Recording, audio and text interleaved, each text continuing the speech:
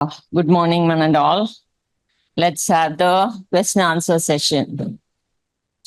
Generative AI is a vast area.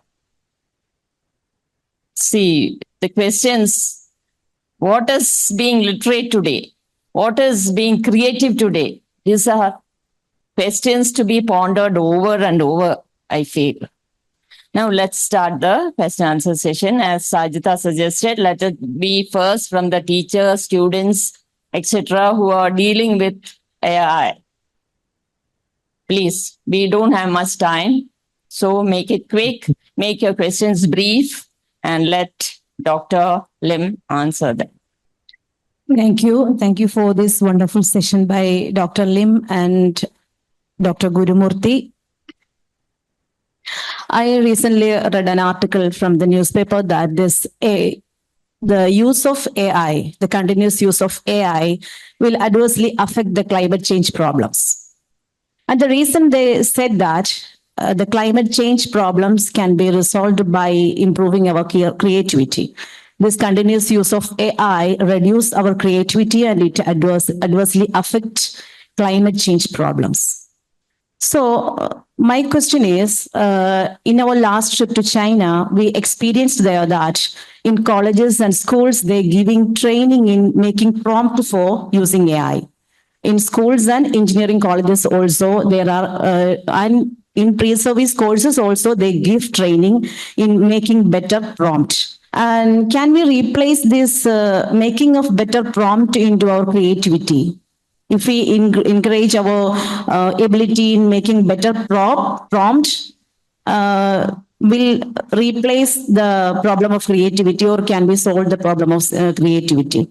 And how do you look at it?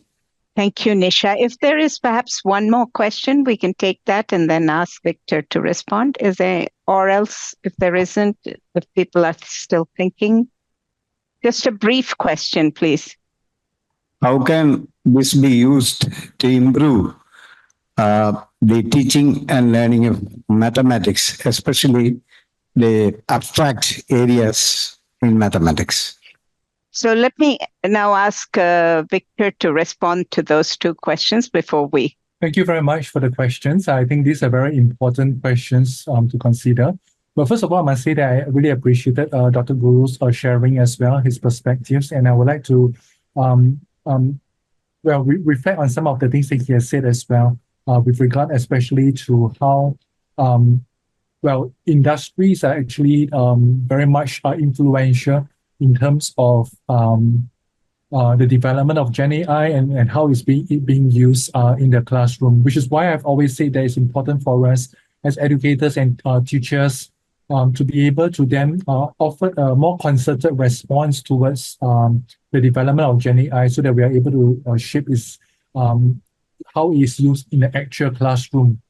Now, you mentioned about how AI will exacerbate climate change, and this is something that Dr. Guru has mentioned as well. I mean, with the data centers that's requiring a lot more energy to upkeep, certainly, I mean, it's going to cause issues for the environment. I would say that these are issues that need to be addressed at a policy level. Governments need to regulate the technological companies, and this is something that they need to explore and forge a way forward together. At our own level, at the level of educators and researchers, what can we do? The lady asked about the importance of prompts. Some people have used the term prompts engineering or even the word of prompts literacy. Yes, certainly, I agree that the prompts that you use to create, to interact with Gen AI would be very important so that you can get quality responses from Gen AI. So I give you an example. There was a little project I was doing where we were looking at the O-level examination criteria for composition. So English composition, the O-level examination has different criteria, very detailed rubrics for marking. And we try to develop or design prompts that can go up to a few pages long to feed into Gen AI so that we can get the Gen AI to offer very specific feedback on the essay based on the prompts that we have. So our prompts are not just getting Gen AI to say, give me a feedback on this essay, but we actually develop a few pages of prompts to be able to do that. And of course, when the prompts are done well, you will get a more quality, a higher quality and more specific type of feedback that you want, which showcase the power of Gen AI really. But really, the prompt is only one part of the story, isn't it? The prompts gives us an illusion of control, that when we work with Gen AI using our prompts, we're able to get the result that we want. But is it really? The prompts is only one part of the picture. There's another, as a very important part of the picture will be there is the large language models, the corpus in which the Gen AI draws on to be able to provide the results. And that is invisible to us. For a long time, people have suspected that, some of the Gen AI organizations have trawled the internet, forum pages, and all sort of different sites to as part of its corpus for the large language model.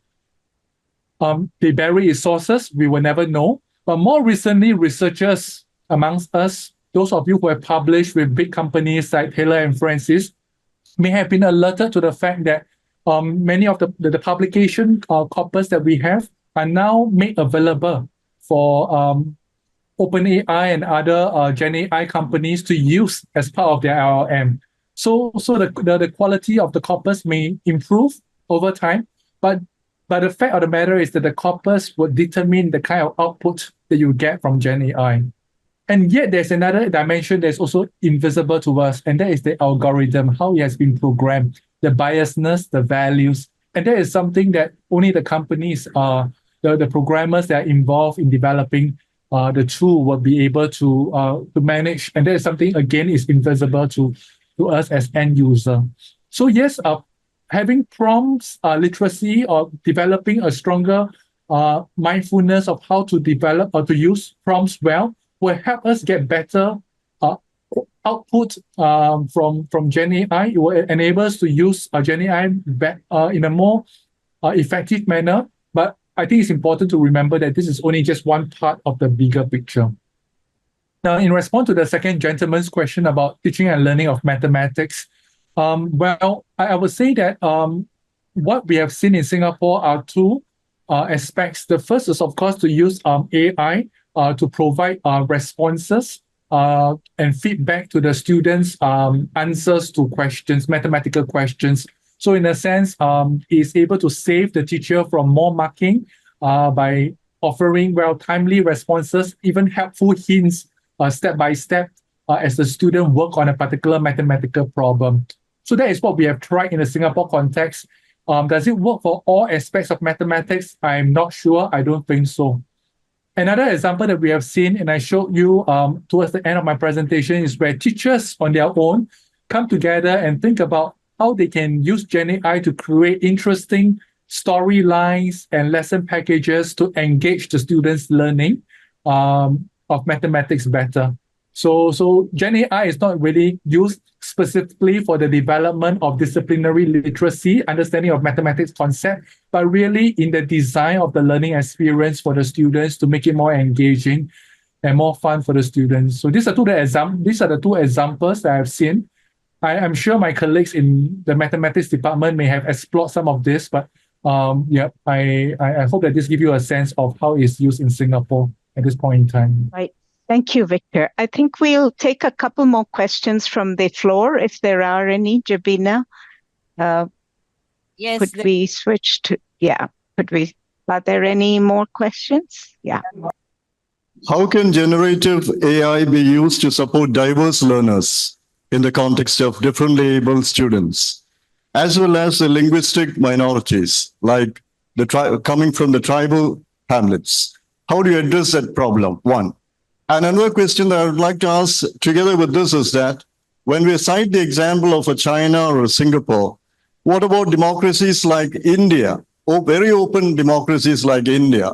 How do you check you say that there are perils in this generative AI when you go ahead with it. How do you check these perils in a country like India? Because Singapore and China are very different in the sense that the foundations of a strong democracy, guided democracy, were laid down by the late Lee Kuan Yew in Singapore. And it holds good even to this day. But how do you address these problems, the perils, as well as the other questions that I had about the generative AI helping diverse learners, the differently able students? Yeah. Thank you. Okay, thank you. Is there another question also from the floor, or shall we? Any? Hello. Yeah, could you mute, please? Yeah. Is there any other question from the floor? Rubina? Hello. Thanks. Yes, Sajida. Yeah. Yeah, go ahead. Yes. Thank you for the presentation, Dr. Lin. My question would be that we are very much concerned in higher education sectors about having plagiarism in assignments. So is it time for us to go back, and not have take-home assignments and fall back into the traditional? Maybe we can have assignments, but the student has to come back and have an oral presentation just to make so that the outcomes are met. Do you think we'll have to fall back to that? Okay. Thank you. So, Victor, over to you. Yeah, thank you very much for the two sets of questions. Again, they deal with very fundamental issues. I would like to address the gentleman's question with regard to the use of Gen AI for diverse learners first. One of the holy grails in education is really about personalizing learning. Singapore is a fairly successful system of education, but yet we have fairly large class sizes. Our class sizes range from 30 to 40 students in a class. And many teachers that I speak to tell me about the challenges of having to teach to the middle, teach to the average. I mean, with 40 students, you can't really cater specifically to the high progress learners, or otherwise you will lose most of the class. You can't really cater to the low progress learners as well. You teach to the middle, and that is one of the struggle that we have in a conventional classroom. Now, technology offers the holy grail, offers the answer to this holy grail by personalizing the learning experience.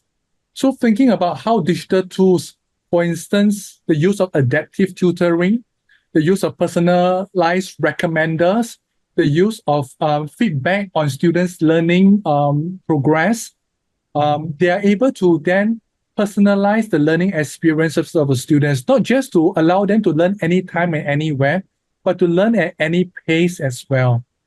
I give you an example. In a study that I did with some colleagues looking at the use of readers, English readers for students of different ability. In the past, in order for you to do an abridged version of a reader, it takes a lot of man hours and effort and resources and finances to create 3 different versions of the same readers in the classroom. Today with Gen AI, you are able to almost in a few seconds create different versions of the same reader at specific reading level that's appropriate for the students. So there are certain affordances in Gen AI that can allow you then to cater for specific learners, the diverse learners that you have. In another example, when we explored the use of writing feedback for compositions written by students, again, you can think about having high ability students that can work with feedback that's a lot more provocative, that challenges them to better their essays a lot more. And you can then work with low progress learners that have feedback that's a lot more specific to the language needs that they have. There's a lot more scaffolded in a way that they can understand. Sure, a teacher can do all that, but it will take hours of a teacher's time to be able to give such customized feedback to the specific needs of the students. Again, when Gen AI is used as a tool, you are able then to, offer specific customized, personalized feedback. And I'm sure there's a lot of education companies that are looking at integrating the affordance of Gen AI, such that it's able then to customize the learning pathways and experiences for the students. So I would say, not to be overly optimistic and rosy about it, I would say that one of the answers to how we can personalize learning experiences for students lies in Gen AI and the affordances of technology that we can explore a little bit more. Now, with regard to linguistic minorities, you have identified a core issue, which is the fact that a lot of the corpus that GenAI is using is very much Western-centric and English in nature, right? So that is a fundamental issue.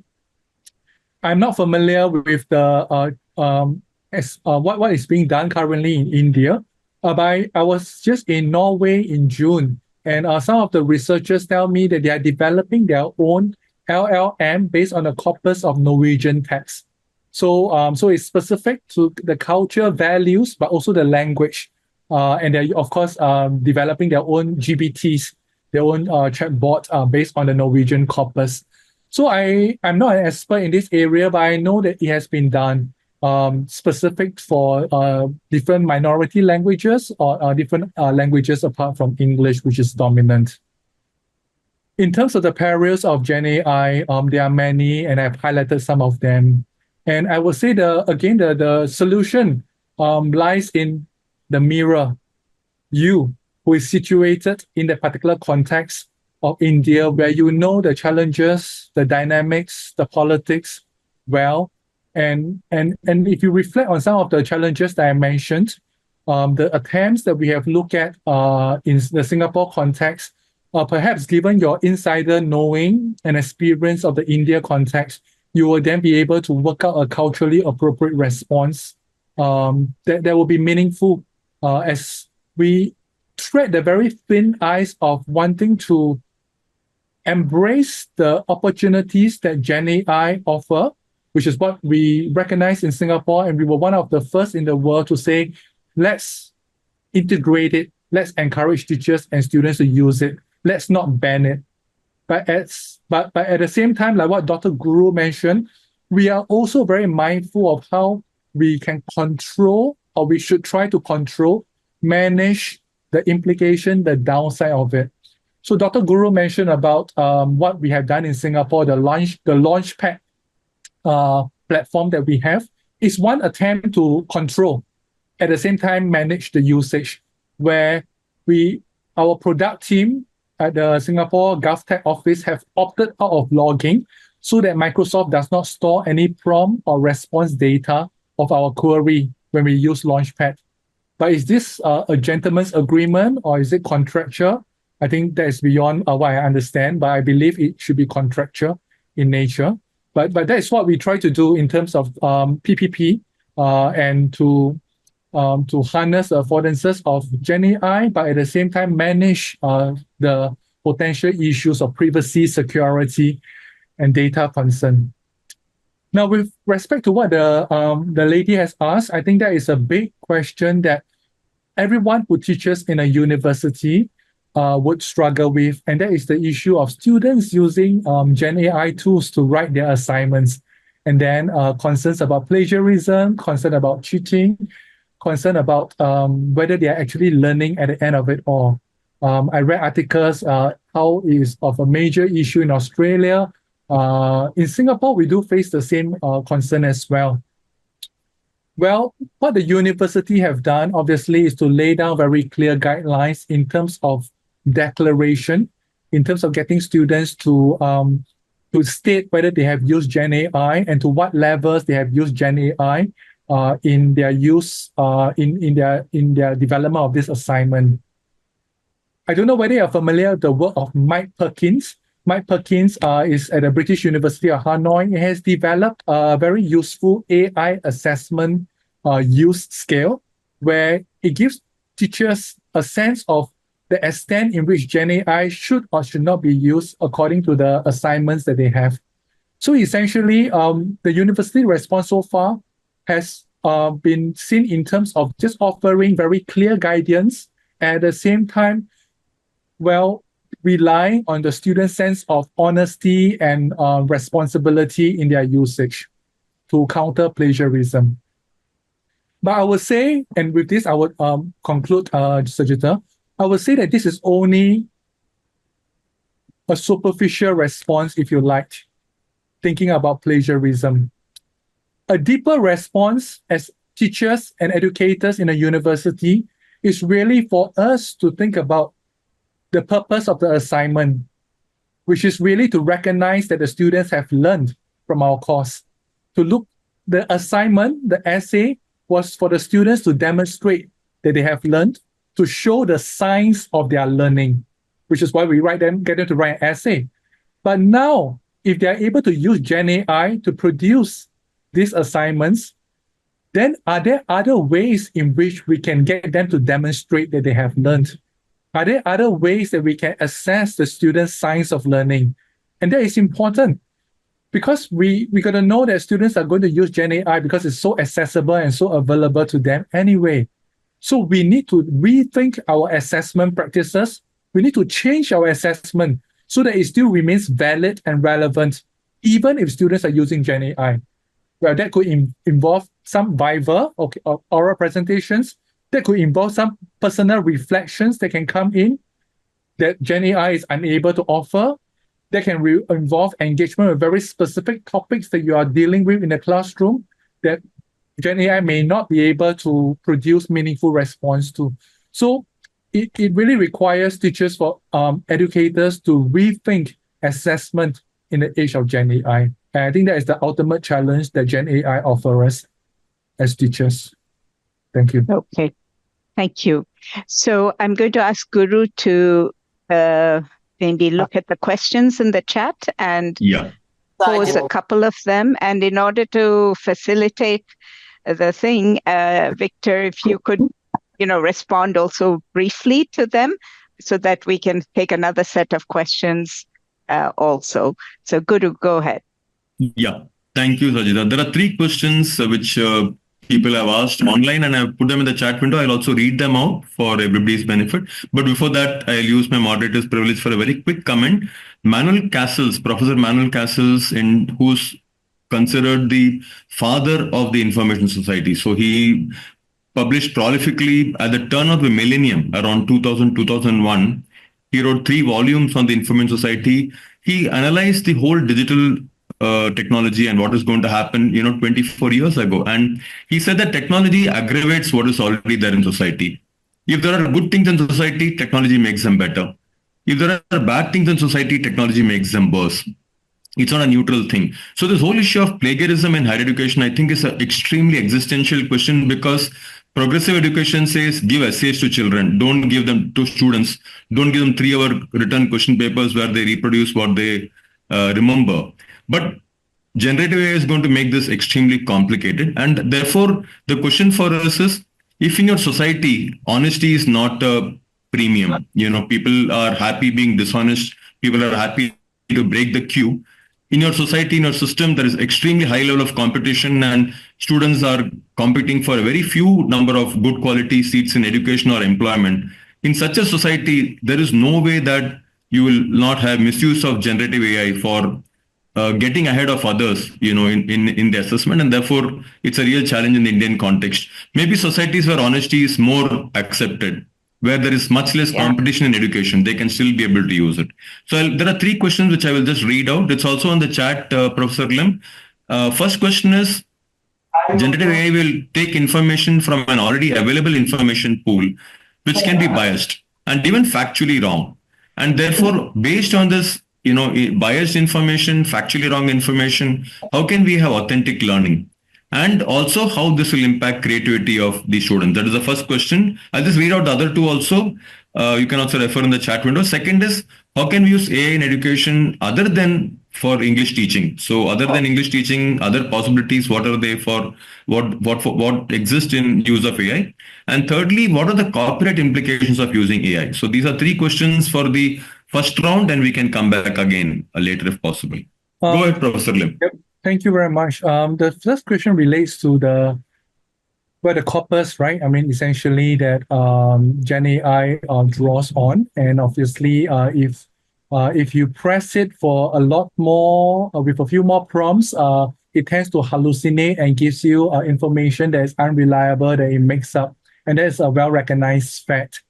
But I would say that it is a fact that is an issue at present. I believe that over time, as I mentioned, a lot of the the big publishers are making available their database to to big tech companies, and the quality of corpus can likely improve over time. And I won't be surprised if the incidental rate of hallucination would decrease in time as the corpus that he has access to improves. But having said that, we also do not want to have too much faith in the kind of very eloquent and persuasive text that Gen AI produce for us, which is why that I began my presentation talking about the importance of critical literacy. And that has become even more important, I would say, in the age of Gen AI, where they are able to draw information, facts, even from suspect sources, and piece them together in a very eloquent, attractive piece of document. So a student needs to recognize how to interrogate the information that they read, question perspective, check for sources, check for reliability. And therefore, I would say that the importance of critical reading, critical literacy, has been very much accentuated, really, with Gen AI being now at our disposal. So will Gen AI become more reliable in time in terms of the facts that in terms of the text it produces? I would say it certainly looks that way, but at the same time, we cannot ignore the importance of critical reading and critical literacy in our students.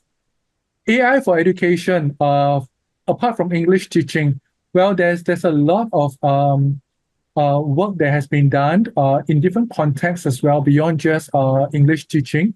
I mentioned about how, in the context of mathematics earlier on, how it can be used as a way to provide timely feedback on the students' responses. It can even provide guidance to scaffold the students' answer.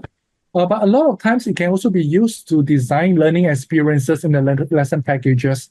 You see in the context of primary and secondary classroom, based on what has been done in Singapore, you see examples of students, teachers are designing escape room lesson packages that are gamified using pictures, videos, and storyline that is generated by Gen AI. So it's a very powerful lesson planning tool that can help the teachers in the design of their learning experience. Dr. Guru, you mentioned about the third question. Can you repeat what you mean by corporate? Copyright. What are the copyright implications of you? How does Gen AI use data, and are there any copyright implications on that? Oh, there's a lot of copyright implications, and many of it is being sorted out in the courts now. Even, I mean, if you look at Midjourney, the way it produces images for you on a prompt, am I able? If you're talking about copyright from my end user, well, if I have subscribed to Midjourney, I can use the image by crediting it. But I think the main issue is not about me using the image generated. It's really about Midjourney drawing on different sources, purposes, and piecing them together to create the image that it offers to me. And this are controversial, and is currently there are a number of legal cases that's happening with regard to that as well. So, but we know the issue with law and copyright, there's always catching up as well to the developments of technology. And that is something I believe that has to be sorted out in time. Sajid, there are one or two more questions, but shall I come back in the next round? Then you will go ahead now. No, I think why don't we just take a couple of the questions online, and then we'll go to the Yeah. So there are two questions. One is on, what is the use of Gen AI for supporting meaningful learning in the higher education context, and especially in the teacher education context for pre-service students as well as pre-service teacher educators? That is one question. And the second question is specifically in the area of disabilities. Is there any way we can use Gen AI to support the differential needs of students who have special needs? Yeah, these were two questions. Thank you very much, Dr. Guru. I would say that the first question is fairly broad. I would say it's important for us to focus on pre-service education, but of course there are different subjects learning in pre-service education as well. I can speak from my own perspective as I work with literacy teachers, where we also introduce Gen AI as a tool for them to think about in the kind of composing practices in the classroom as well. and how they can offer guidance at the same time harnesses the use of some of these tools. We have a little study that we did where we get our students to explore the use of Gen AI tools to support their making of a video to promote a particular campaign. I would say that the reactions from the students are also very interesting. It's mixed. What they afford, where they value the ability of the tools of Gen AI tools at the first stage to be used to brainstorm for ideas, to sharpen their messages, to provide some images as they create the storyline for the video.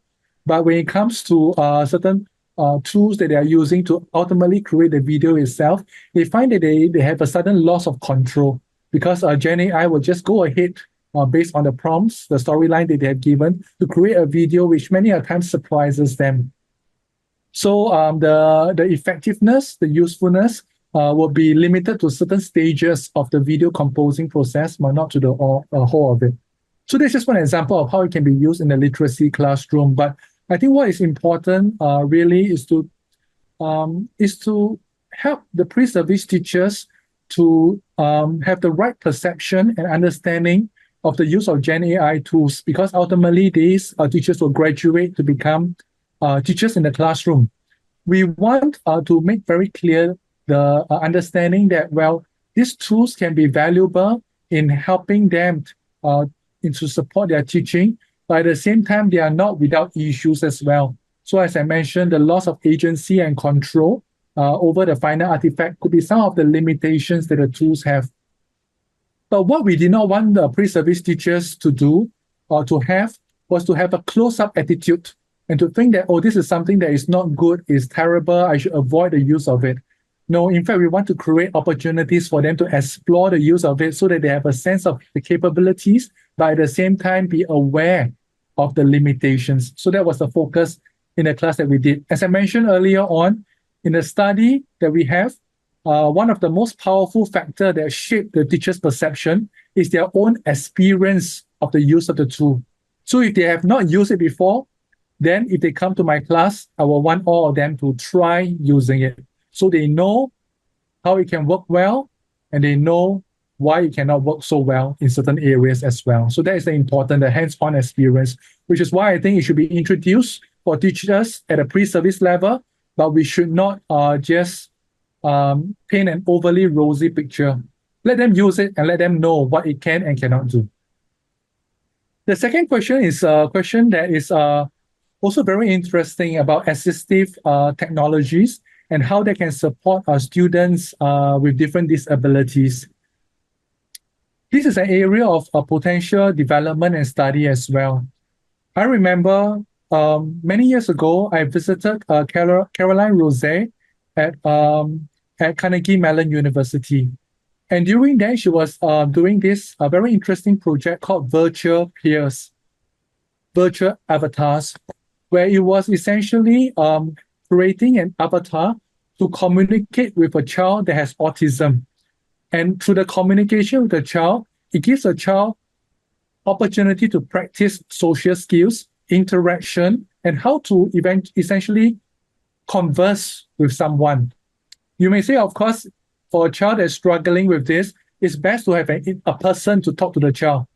Obviously, that is the case. I mean, you can have a person interact with the child, but a person gets tired, a person gets annoyed, a person gets impatient at times. But a virtual peer is infinitely patient and always positive and encouraging. And that offers the opportunity for children with these disabilities to practice and develop the kind of social skills, and then obviously eventually practice with a real person as well. I think technology allows us to do that, given the affordances that I mentioned, that it can allow for some of these interactions that can support students with various needs in an infinitely patient manner as well. So these are some thoughts for you to think about as we move on to the next set of questions. Yeah. Okay. Thank you very much. I'm conscious of the time, so I'm going to take maybe if there are a couple more questions from the floor, and then I will close because, as I said, there's a second part to our meeting, which is in Trivandrum. So, Jabina, are there any other questions from the floor? We'll take one or two. Let me just find out. Is there anyone who would like to ask?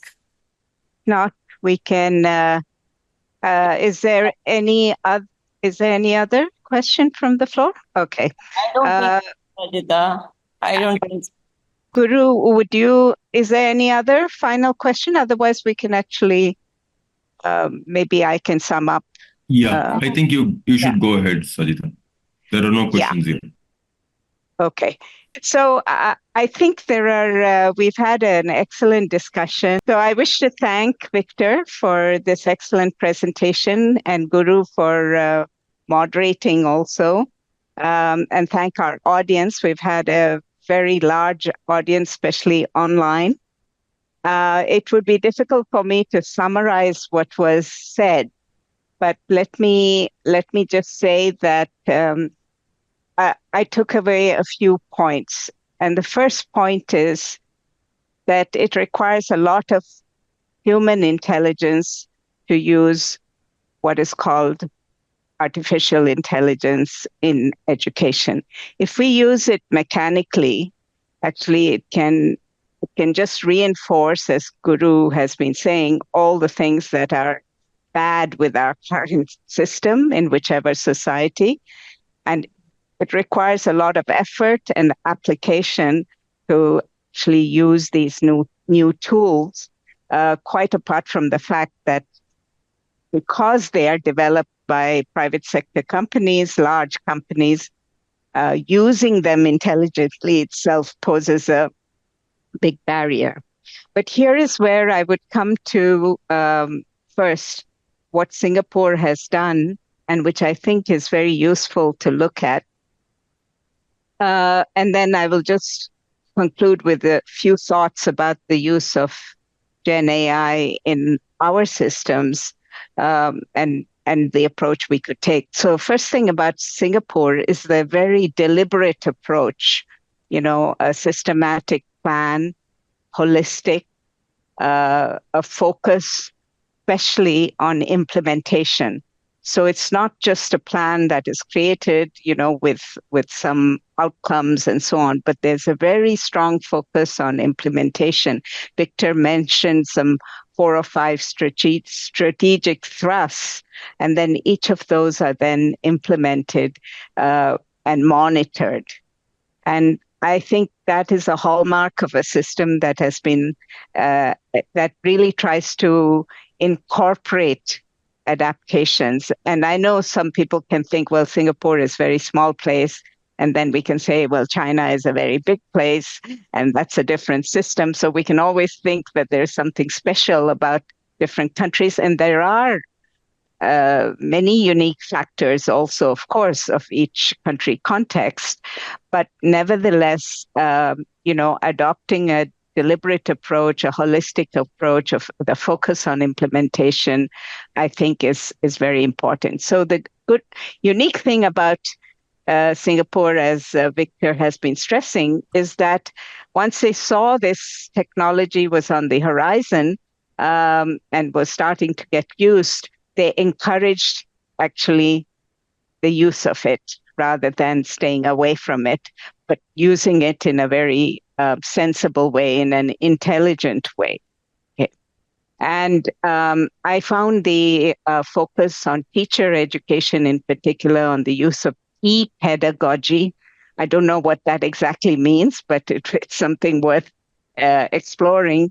That this is really how they have tried to adapt the use of these tools, that this can be used for helping to personalize learning, which is a big challenge, of course, when we are dealing with large classrooms. So I found that the focus on the educational objectives and the pedagogical principles in using this technology, that this is very central as to whether this yields the kind of results we want. Okay. Now, you know, Guru has raised in his presentation the important issue of who controls this technology and whether we as a public have actually got access to it, to understand it, and whether we are able to use it for our own benefit. And this is true. These issues have to be considered. But at the same time, if we don't also say how we should use the tools that are actually being generated even by the private sector, then what will happen is that people will just use it anyway. And it will be a little bit about our battles over language of instruction, that we know that the mother tongue is important. And that is, for instance, I would say for Kerala, that is one of the main reasons of our success in universalizing education. But now people want to learn in English, and they think that English medium is the way to learn English. And no matter what you say, that cognitively this is better, because the public sector does not provide good quality English education, the battle is almost lost. And so in the same way, the issue of Gen AI or AI in education, we have to really see that how can we use it to, to enable children to learn, while we, of course, develop and advocate what can be done to strengthen the public system. I think that's the challenge we face. Now, the questions, I think, raised a number of issues. The issues relating to assessment, about creativity, etc. Are you guys still there in the hall? Yeah. Okay. About creativity, about, the corpus that is used. Actually, I was reminded of something which somebody told me in Oxford or Cambridge. I mean, this issue of plagiarism has been there throughout. Apparently, the Oxford students are hired by students of other universities in England to write their essays, and they actually ask them to write something which will get me an A, something which will get me a B, or, a B plus or whatever. And the students in Oxford and Cambridge, before the time of ChatGPT, used to write these essays and sell them to other students in England. So apparently this was quite a common practice. So, we can get, it's what your society has, as Guru said, and therefore what we have to put in place is really systems of assessment that assess what children or students learn. And my final point is that I come back to what I said first about using this intelligently. I mean, we must recognize how biased, at least the open systems are, the systems that maybe Singapore has developed using their own materials, that may be much more controlled. But I recall, like, when the Ukraine war started, and when ChatGPT had just started, I recall asking a question to ChatGPT about what is the rules-based international order? And the question you get, the answer you get is something which might have come from the US State Department. This is what the state rules-based international order is. And if you keep probing it a bit further, then it will hedge the answers. So what does that mean? A student who resorts to ChatGPT to understand about history, politics, society, and so on can get a completely biased view. And therefore, it is really teachers who have to be educated and teachers who have to know how to use this properly. So with that, I once again thank very much my friend Victor for staying all this while, for his excellent presentation, and Guru for moderating, as well as Jabina for helping from the audience. Is there any final words from Guru or from Victor? Otherwise, I will hand it over back to Jabina. And maybe we can give a round of applause to Victor for his speech, for his presentation.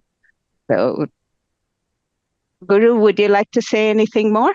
Or Yeah, I would just only one thought, and I'm just echoing what you have said and many others have said, that finally the role of technology in society needs to be driven not by technological considerations alone. And in this case, when we say technological considerations, we really are talking about the people who own it. And in our case, as I said earlier, is these for-profit companies. If you're able to keep that aside, then the imagination of what technology can do for us. So I'm from IT for Change. We certainly believe that technology can improve society. The imagination of technology itself will be dependent on what is our understanding of education, what is our understanding of society. And that is my request to everybody, that we need to change the way we look at technology. And that will influence the way we use it. Yeah. Thank you. That's what I wanted to say. Thank you so much, Sajida, and thank you, Professor Lim. Yes, thank you so much again. Yes, and echo completely what Sajita and you have mentioned as well, that indeed the narrative with the use of Gen AI should be shaped by society, by educators and teachers.